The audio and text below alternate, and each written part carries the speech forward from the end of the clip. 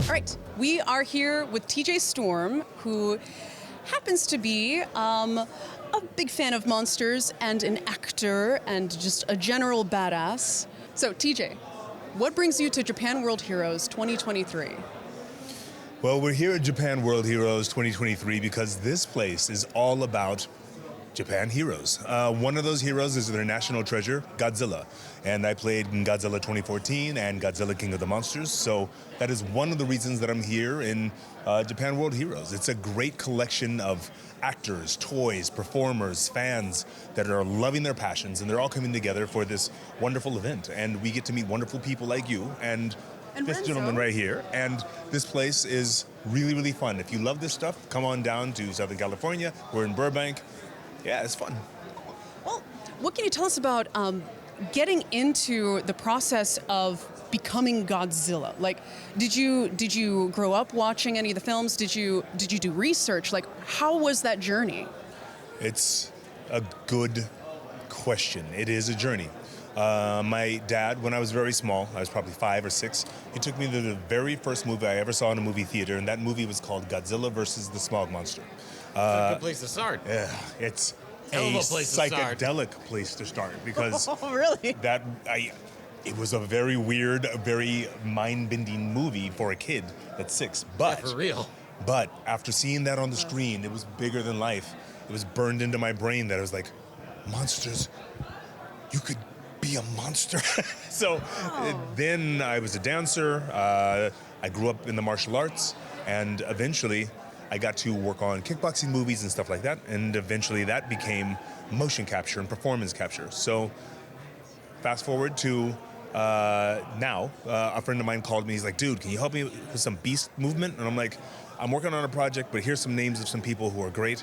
He calls me 2 weeks later. He's like, dude, can you come down and help us with the beast movement? And I'm like, yeah. And I thought that he got one of my friends and they brought them in. He just wanted me to coach.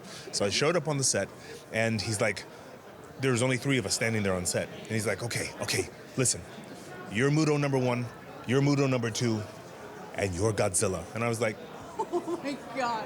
what? And that was it. We started shooting Godzilla right then and there. Now keep in mind, they'd already shot most of the movie, but they have to put in the giant monster into the movie in the background and in the foreground and all of that stuff. So we shot all of that stuff, and we started examining how to create that creature's movement and what does it look like. Okay. That is rad, by the way. Wow, what a serendipitous, like, what are the chances? Just be yourself and, be ready, I guess.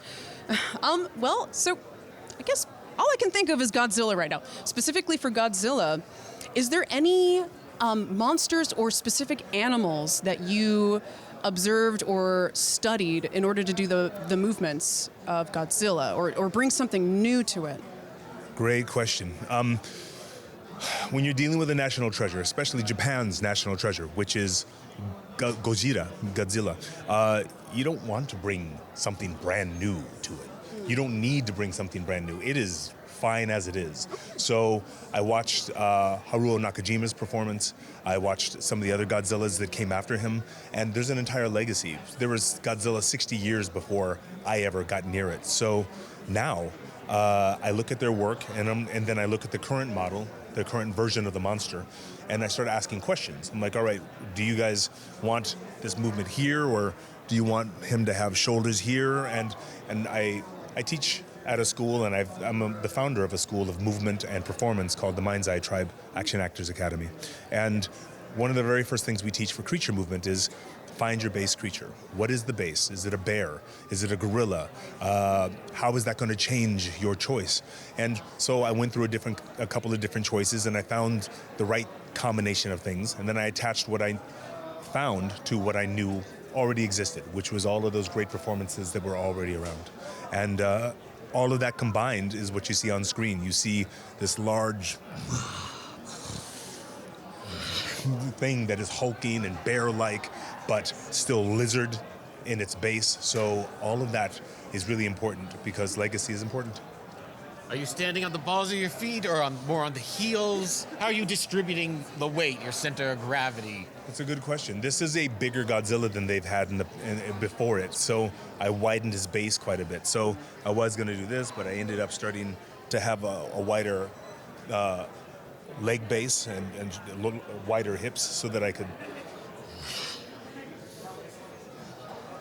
and have that slow, ponderous, heavy movement. So it's a great question.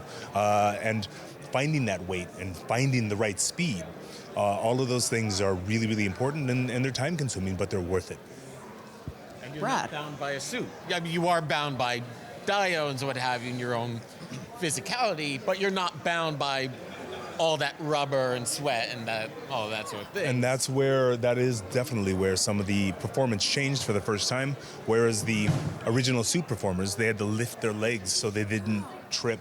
I didn't have to do that. I was now free to explore what a creature moves like and how a creature moves. So I was able to move more in a slither and more collectively. So it really worked. You're absolutely right. We were freed from the heavy rubber or heavy foam of the suit.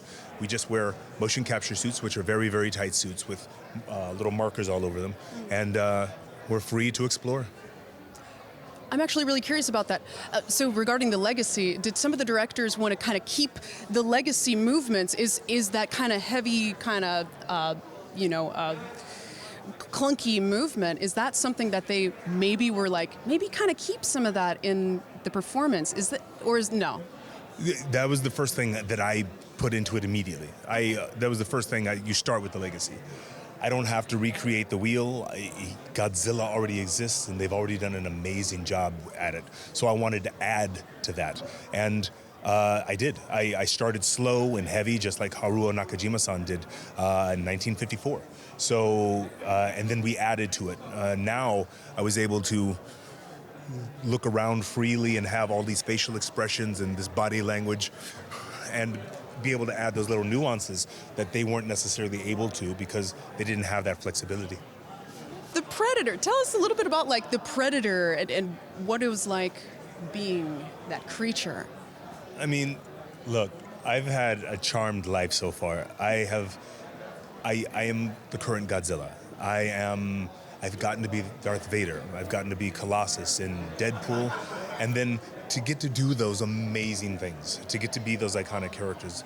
And then one day you get the call and they're like, hey, do you know how to move like Predator? Or is that a thing? You're like, now on the other side of the phone, they can't see me. I'm like, Yes. that's the best. It's the best feeling ever. But you take it seriously. It's your job. So I immediately went back into the original film because that's where the legacy is. That's where it begins. And you look to see what that movement looks like, and it's an entirely different movement, and it's an entirely different base. And they're like, all right, so what you're going to create is the biggest predator that has ever been seen. And this predator hunts other predators.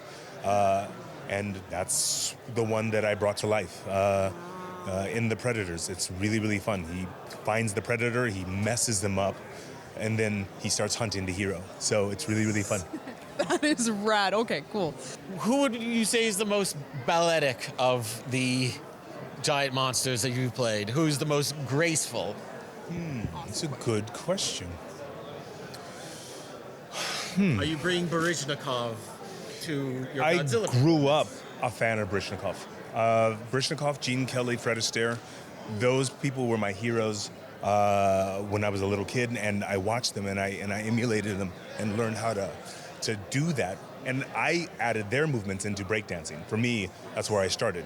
I got a scholarship to dance school, so I did ballet and jazz. I had to do that stuff. But now, when I do more classical creatures like Dracula or a vampire or something, then you start to see the grace of a character, because that's all grace. If I'm being an elf or a fae or something like that, then you start to see balletic stuff. You start to see that, and that's where I use it.